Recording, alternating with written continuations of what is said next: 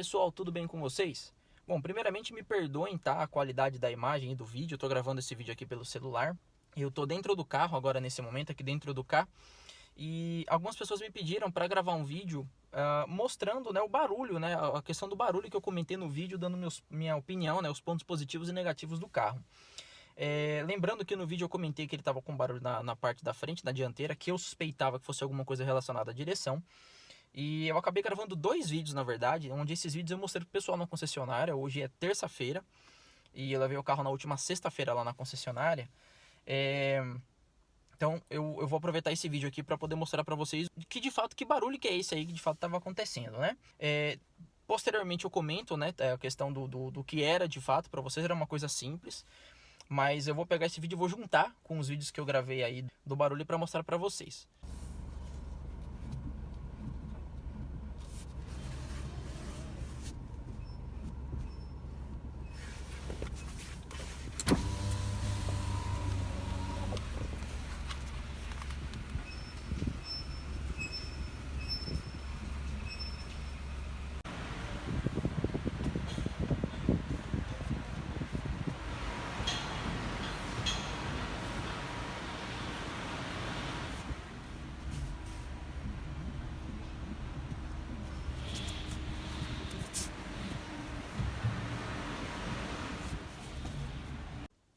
Eu vou virar a câmera aqui, né, até porque eu vou sair com o carro, então eu vou aproveitar também nesse vídeo e vou colocar a questão da partida dele, a primeira partida no etanol, depois o carro ficou um tempo parado. Agora eu vou virar aqui rapidinho a câmera para poder mostrar para vocês.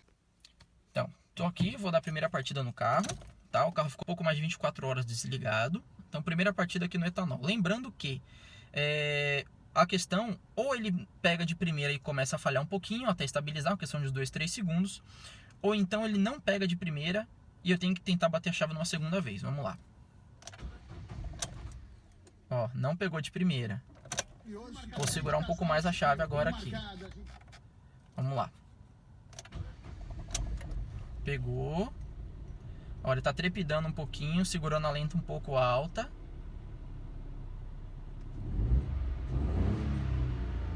Vamos ver se ele estabiliza agora. Pronto, estabilizou. Não sei se é combustível, tá? Não sei se é a qualidade do etanol que eu coloquei no tanque. Não sinto nenhuma diferença no desempenho do carro em si. O carro não engasga, ele não falha andando. Mas o pessoal da concessionária me pediu, inclusive, para poder observar isso daí, tá? Então fica aí o registro para vocês, para caso vocês estejam passando por isso aí também, tá bom? Daqui a pouquinho eu volto para vocês para poder explicar o que está acontecendo de fato, o que era o barulho aí na parte dianteira do carro, ok? Até daqui a pouco.